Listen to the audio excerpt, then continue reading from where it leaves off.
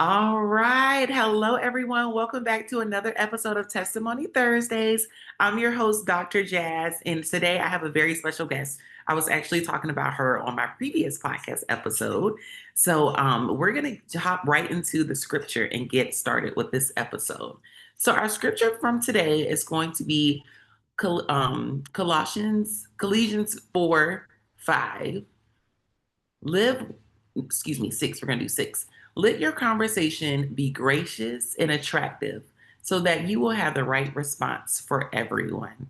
So I wanted to kind of start off with that because, of course, with the podcast, we're always talking and going over different things. So we want to make sure that our words are like how the scripture says, it's gracious and it's attractive, even when we sometimes have to stand up for ourselves and we have to push back on different things because sometimes people don't believe everything that we're saying. So this kind of leads right into my guest today and what we're going to be talking about. But I have another physical therapist with me, Dr. Devin, and I'm going to have her go ahead and introduce herself. Hi, everyone. My name is Dr. Devin Morris. I'm a physical therapist based in Atlanta, and I work primarily in outpatient orthopedics and sports rehab medicine. Super excited to be here. So let's get to talking. Thank you, Dr. Devin. And guys, we actually met at the National Association of Black Physical Therapists Conference. I was talking about that in some previous episodes as well. So it's so important to network and just being able to reach out to the people that are around you and collaborate. That's really what it's all about. So I do have a little icebreaker I wanted to do with Dr. Devin. So I just wanted to know, what was your favorite class in physical therapy school and why? Mm. Um, That's so easy. My favorite class was anatomy. I one because of the approach to studying, how it was purely memorization. So that was an easy way to study before we even got into our comprehension piece and putting things together. But that was the foundation of everything that we do. And I was lucky enough that my program had cadavers. We had a lot of cadavers. So the donations were just an incredible gift to be able to learn and develop a sense of like x-ray vision whenever I'm looking at a patient and doing an exam and developing a listening hand for like different muscle fibers. So that was definitely the most fun, for sure. And I'm super excited to teach anatomy, my first anatomy course coming up, to start to give back, yeah, with South College, Nashville. So that'll be at the end of the year. So I'm so excited. Oh my gosh. Okay, now I have so many other questions, but that is awesome. Oh my goodness. Yes, our program too, we had a lot of cadavers and we had to dissect the cadaver from head to toe through the whole year. So Mhm. that it was a lot, but it was definitely a privilege to be able to learn from people who donated their body to science. And Absolutely. yeah, because a lot of people don't get that opportunity to like look at a human body and learn that Mm. way. And I did talk about like in because my testimony is a little different. Like I ended up failing out of physical therapy school my first year, and I had to retake the classes that I got a C in. So for me, I had to redo anatomy first semester. So I had to. I thought I was done with the cadavers, but then I had to go back and dissect again, like just half the body for the first semester. But for me, my favorite class was neuroanatomy. Like I loved learning about neurological things, conditions, the brain, the spinal cord, like that. And I had to retake that class too. And I'm glad I did because I feel like I just learned so much about like, spinal cord injuries and being able to teach people that.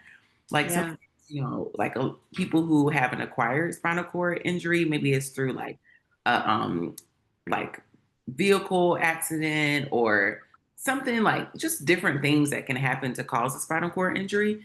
And you're trying to tell them about their body. And it's like, it really is a privilege to have all of that knowledge because a lot of people don't know like how that works with spasticity or being flaccid or all of those things. So I'm glad Mm. we got to learn about that.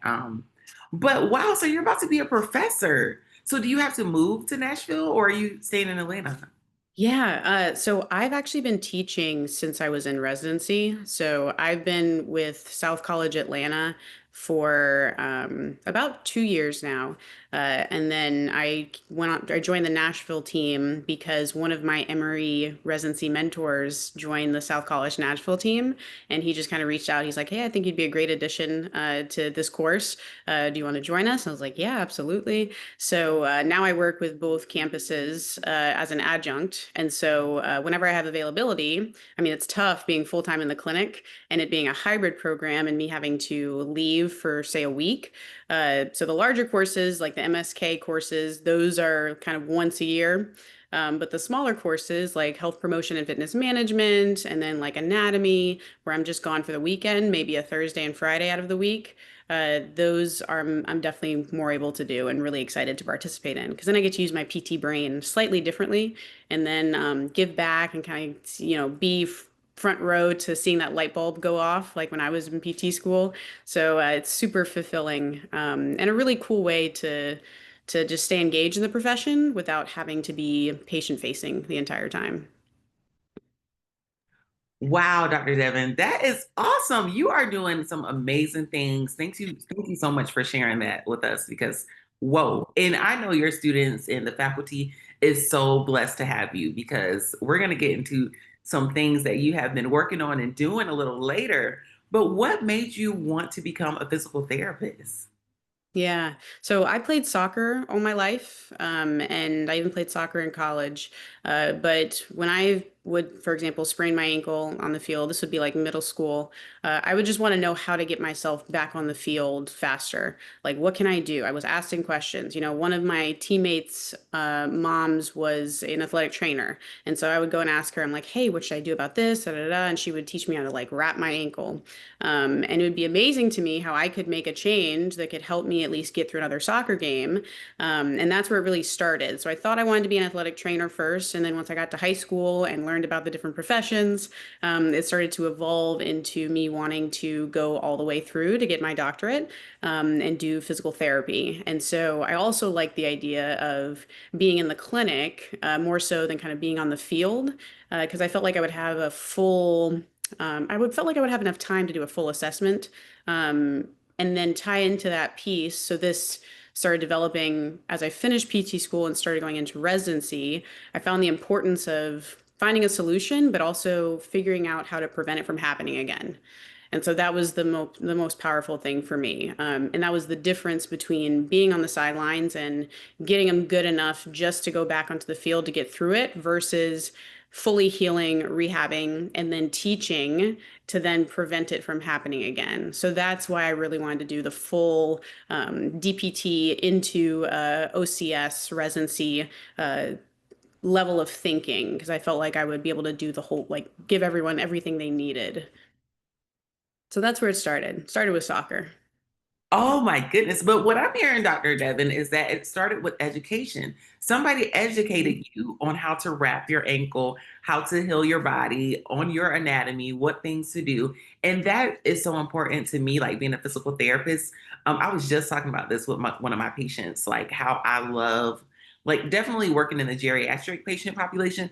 I love educating them about like high blood pressure and Mm, showing them like how your blood pressure can change when before and after exercise. So a lot of times, like with my patients, we're doing a lot of exercises and I'm closely monitoring their vitals. And then, in a couple of weeks, their doctor will say, okay, you have to discontinue your blood pressure medication because now your blood pressure is too low. And I think that's great because it's like you don't have to take this medicine. You can have movement as medicine, but you have to stick to it or you have to get back on that medicine. So thank you so much for sharing that with me. One more question before we get into the juicy part. So, with your residency, do mhm. you feel like it should be mandatory for physical therapists to obtain a residency? It seems like it has helped you blossom so much and it's helped you save lives too, that we'll be talking about in a minute. So, how do you feel about that? What's your perspective? I am definitely biased towards pursuing residency right after school. I think the my clinical reasoning has just skyrocketed because of the residency style of training. And I see this because I work with students as well. So I'm still very close to what it feels like to just come out of PT school, in addition to my own experience. And PT school really gives you the foundation to create an environment where the body can heal itself, and enable a patient to get going in the right direction. What residency enabled me to do was, with a goal in mind, work backwards from that goal and be very specific in how you build that back up towards that goal. So, for example, whenever I'm taking a patient through a treatment session, and I'm heavy on education too, because if the patient understands why they're doing something, they're going to be more motivated to do it and understand what the purpose is. And so typically, like when we're fresh out of school or on our first couple of clinical rotations, it's kind of like, what exercises target this muscle and how can I teach the patient to do it? And I know that this muscle needs attention, so that's what I'm going to give them. So you give them a whole bunch of exercises with no specific direction or really true understanding of how they build on top of each other and how they help get to the end goal of whatever it is the patient wants to get back to. And so all of the exercises I have build on top of build on top of one another. And so my toolbox is tiered. So I've got the foundation. For example, I work with a lot of knee and ankle patients. I love a good knee replacement. I love an ankle sprain, because the patient needs to be able to do toe yoga, and understand what their tripod foot is so that they can understand how to connect their big toe to their glute med, so that they can understand that balance and stability at the knee is your big toe pushing you one way and your glute pushing you the other way to give your knee stability with a soft quad. And so all of that, so that's just the foundation. And so, you see, early on clinicians, I know how to challenge balance. Let's get the Eric's pad out. Let's try it with eyes closed. And then the patient is still shaky for a long time. Like eventually, they'll start to get it, but how do you get them there even faster? How do you teach them the foundation and the pieces that add together to be able to get them to understand what balance is and how they can accelerate from there? And then after the balance, we get into jumping and landing mechanics. And so then all of that, and then we tie in strength training. Being able to process that would not have I would just wouldn't have been able to without the guidance that the residency gave me. And then you get patients better a lot faster, and so that's the powerful piece in it. So that's why I'm a big advocate for residency. And unfortunately, my students get a little bit of that residency training. I try to hold it back a bit just because they need to just build their toolbox. But I try to sprinkle that in because it's so important, and it also helps with I think it helps with my burnout, honestly, because if I have a plan just long term or at least an approach, because not everybody is going to be treated the exact same way, but if I at least have an approach and a lens to apply, I feel like I'm not as lost and I feel like I have different pathways I can take. And that helps me from feeling stuck so I can keep everybody going, including myself. Dr. Devin, I can feel your passion through this screen. You just sold me. Now I want to do a residency. That is awesome. And when you were talking about toe yoga, now I'm doing toe yoga right now. And Oh, yeah, that's that is, fun. yeah. And it's like one of those things too, where it's like a lot of people, when you first try to teach toe yoga, like a lot of people can't do it. And it's important to talk about those little small muscles in your feet and how they do help with knee stability and hip stability and how everything is connected. But I mean, you need to be a spokesperson for residency because I am sold. Like, oh my gosh, thank you so much for sharing that, especially for some listeners that are interested in physical therapy school or trying to take the next steps post graduation. So, Dr. Devin, with all of your education, with your experience, well, let me back up. Let me back up. So, we met at the conference, guys, and Mhm. I was just blown away because she stood up and she talked about her testimony with patient interaction. So she was talking about how she had a patient that she suspected had a blood clot, a DVT, and she really advocated for them to go to the ER. And she did everything appropriate, went over the Wells criteria.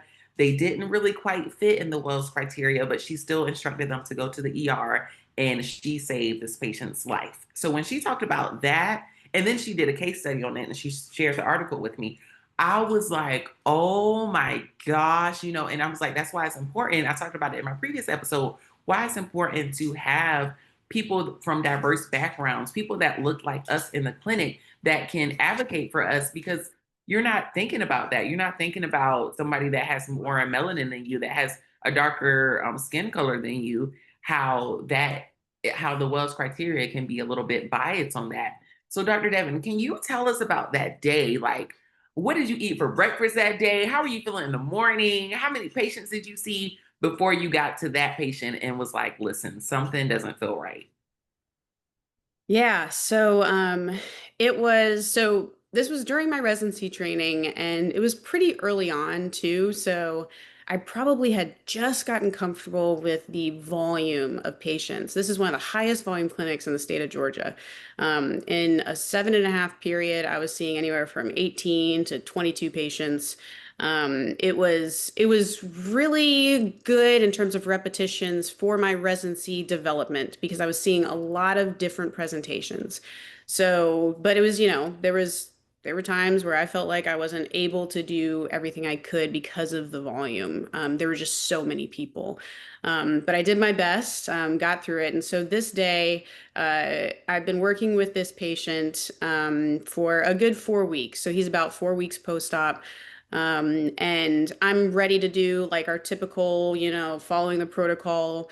And he had just had a new baby. So we were talking about this. And I was like, you really shouldn't be on your feet that much. He's like, I know, but I got to take care of my wife and my baby. So I was like, okay, just be mindful of it. So that was right before a weekend. So now we're on Monday, and he comes in and he's like, "Hey, Devin, so I had this really severe calf pain over the weekend, and I tried to take medication and it didn't go away, and like it was bad, like it was severe."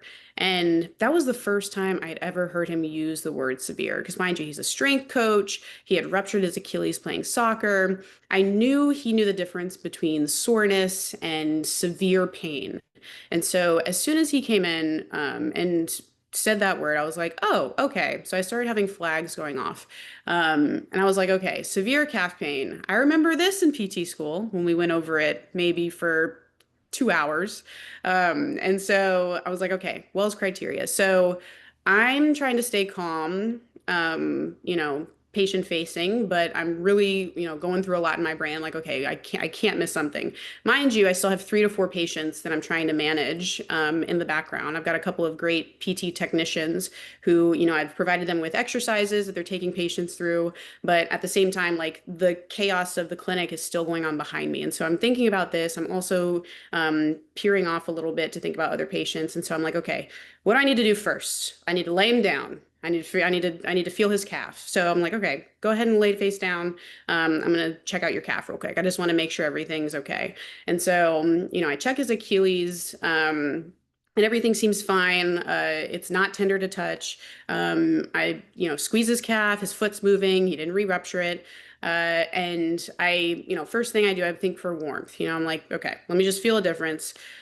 He had arrived in sweatpants. And so both legs were already a little warm. And then he was also in a walking boot still. So the sweatpant in the walking boot made his calf even more warm. So I'm like, okay, well, warmth is not really much of a difference, and he was, in a walking boot and sweatpants. What about the size of it? So let me see if it's swollen. It didn't look swollen, but I was like, let me see. And so I measured both, maybe a centimeter difference. And he's still only 4 weeks post-op, so I'm like, okay, it's not that 3 centimeter difference that we're looking for. He didn't blow up like a balloon. So I'm like, okay, what is going on? And so I do some pinpoint assessment, and there's only a couple of points. So I'm feeling the whole calf, and there are like two distinct points. And he's like, yeah, it's super painful right there. And I'm like, this really doesn't feel good. And so I'm going through Wells criteria. Mind you, I'm still trying to manage patients behind me. I'm like, you know what? I need to go get my mentor. I need to go get somebody. And so I go and I grab one of my mentors. I'm like, hey, I think there's something going on with his calf. I think it's a blood clot, but I'm not sure. I don't want to waste anybody's time. Can you check him out real quick and see? And he was like, yeah, for sure. He goes over, assesses his calf, he does home and sign, moves his foot around, does some pinpoint, and he's like, it doesn't really seem like a blood clot to me. I mean, I wouldn't send him, but if you want to send him, you can. You can send him back to his doctor or whatever.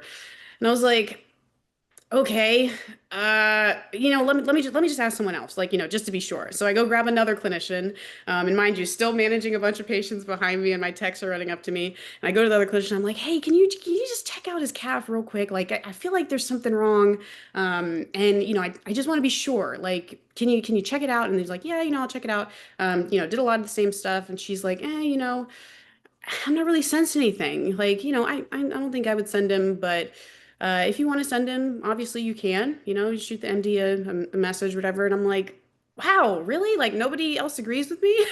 And so I decided to send him anyway. And again, I apologized to him. I was like, hey, um, I think that you might have a blood clot going on in your leg. And, I tried to keep it very kind of like not like I didn't want to scare him, even though I was shaking in my boots. And so I was like, hey, I really need you to go see your doctor. I'm going to shoot him an email so you can go right up to him to see him.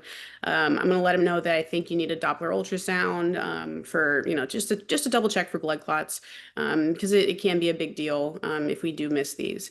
And he was like, okay, you know what? I've got time. Thankfully. And he was like, I've got time. I'll go ahead and go right up there. And so I send him on my way, and then I go back to the heavy clinic, and I'm managing all the things. And so then he's scheduled to see me 2 days later, and he comes in with a face I haven't seen him make before. And he's looking at me, and the first thing he says is, "Thank you so much for sending me because they found blood clots all throughout my leg, up through my hamstring." And they immediately put me on ice bags for pain and blood thinners and compression socks. And I've got to be on this for 3 months now. But they told me that if one had dislodged, it could have gone to my lungs or my heart and killed me. And I didn't realize that. So thank you so much. Yeah. So when he told me that, I probably went super pale. I was trying to play it cool. I was like, "Oh yeah, no worries, just doing my job." And and I was like, "Man, I can't believe I just caught that. Like, why? Like, we're in a facility that's right below, surgeons. Like, why is that happening in this facility? Like, usually you hear about stuff like being caught like in rural areas where like there's not a lot of access to healthcare, and you have to be on your P's and Q's. And like, we got all the charts that we can review before, so it's like, I was like, wow, why was this missed? And I went, and that's when I started going back through the Wells criteria, and I realized that he had a score of 0, technically. And that's also why, because erythema, that would have given him, if he had any skin color changes, that was an automatic 0, because you can't detect skin color changes. He was a dark skinned male. Um, I just couldn't believe that it was that if I didn't know him and I didn't know that him using the word severe was bizarre verbiage from him, uh, that that he might not have been caught and sent. They wouldn't have sent him. They said that. So it's always telling the story always sends chills down my spine. And my residency program director was really proud of me, and like really proud of me. She was really proud. And then my main mentor, he was also super proud. And there was something in me that was like, you know what, maybe I should just like write about this, at least get it started. Just kind of collect a little bit of data. And so that was kind of the start. And that was years ago. So the paper wasn't published until recent, but that was years ago. So that was a bit of the day and like a week or two following. Dr. Devin. I mean, this is what I mean when I say, not even I say, but when we use our doctorate degree. This Mhm. is what I mean. This is what a doctor of physical therapy means. Like people, they don't get it. They don't get it. But you saved somebody's life. You wrote about it. You're continuing to save people's lives. Like, you need to be on the news. Like, this needs to be like a thing. It needs to be a street named after you, and you need your own day in Atlanta. Because I mean, it's like, what? Like, you want the extra mile. And sometimes, this is why I do prefer like students or like residents to see me, like, versus a doctor that has been doing it for like 10 plus years. Because sometimes we can get sloppy, like the more we do it, and we're not on our, like, P's and Q's, and just on our toes and on top of things, and not being thorough and not getting to know somebody. Because what I heard through that story is that, one, he knew he was a father, he's a husband, he's all of these things. So it builds that sense of like connection in, okay, like, this is serious. Like, this is not just a patient, like, this is a person. So we already got that marked off. And then when you get to know somebody, like how you said, like, like, you've never used those words before. And clearly your health literacy is up there because, you're a strength coach and you're doing this and you're active and all of these things. So it's like, something feels different. But I'm so glad, like, you trusted that voice in your head, you trusted your gut, you trusted the Holy Spirit, or whatever people want to call it, because you did, like, you saved that person's life, you saved that person's family. Like, that would be something that's just a traumatic experience to go through because of a blood clot. And like how you said, like, this is a situation where y'all are in a building with surgeons and doctors and everybody, physicians and all of these things. So it's like, how did that slip through the cracks? But I want to give you your flowers. Thank you so much for sharing your testimony on this podcast. This is what it's all about. Thank you for just being obedient and listening to what's going on and taking that extra time, even though nobody has time. Like, if you're saying all those patients, like, nobody has time, but you made time out of no time. So thank you so much for that. Thank you for sharing it. Like, yeah, I mean, we got to get the word out about this more. I will definitely post the article link when I post this episode as well, so people can go and read it. And if people have questions, hopefully they can like contact you too and just kind of figure out, where to go from here. Like, what I just that makes me want to be even more, attentive with my patients as well. So thank you, thank you, thank you, Dr. Devin. And we will wrap up this episode. Thank you so much for your time. I always end the episode about talking about a test that we went through that led to a testimony, or a test that we're currently going through that's going to lead through a testimony. So if you could touch on that as well. Mm. Um, I think the most recent test I mentioned to you before we started recording was having this full plan of what my career looked like all throughout PT school. Even before I started PT school, I was like, I'm going to go work at this clinic. This clinic is where I'm going to retire. This is where I'm going to, work with pro athletes for the rest of my career. And it turned out to be not the fit that made my PT heart sing. And so that there was a lot of denial that I went through. And I was questioning if I, made the right decision about things, because I was so unhappy in what was supposed to be my dream job. And I finally let go, and I listened, and I got a phone call one day when the sun was shining, and it was asking me if I wanted to join a team that I knew I would be, we both knew that I would be a really good fit for. And I knew that that was happening for a very specific reason. And it really was perfect timing. It really was God's timing. And it's been an amazing fit so far. But I really had to let go. And it's changed my entire outlook on my career, honestly. Like I didn't realize that I was also going to go down the path of, trying to improve Wells criteria. I really, when I was in high school, I was like, I'm going to go be a sports PT and that's it. So to, be encouraged through the Holy Spirit to take these new routes in my career that I didn't expect. It's been very humbling, and I'm really excited to continue to overcome the challenges of letting go and listening more, and just continuing down the path, and trusting it and having faith in it. Yes, ma'am. Yes, and you are doing everything that you're supposed to be doing. Thank you for sharing that with us because sometimes we do have to let go to get to what we're destined to have. So thank you, thank you, thank you, Dr. Devin. This was a great episode. If you do want people to follow you on Instagram or LinkedIn or any of that, could you please give out that information?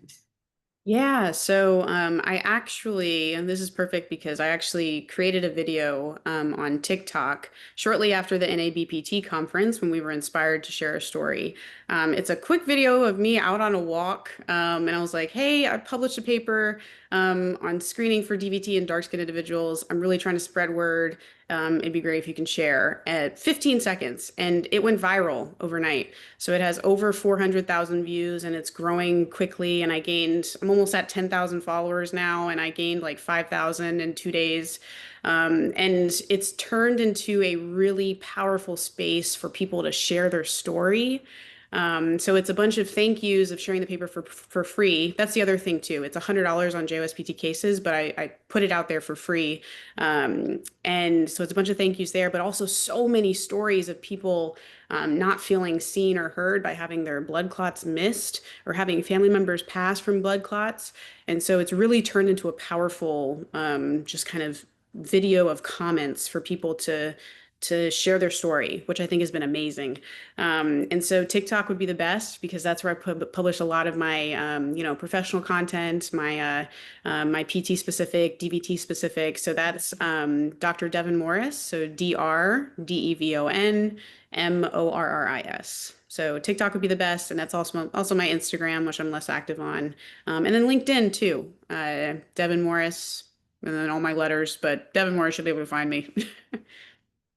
Wow. Thank you for sharing that on TikTok. And I see how we were inspired by the conference to share posts because you never know who needs to hear your story. And I'm so big on seeing like people, even like, going through physical therapy school and all of those things, like it's going to be bumps and challenges along the way. But I always say, you deserve to know what's going to happen if you don't give up.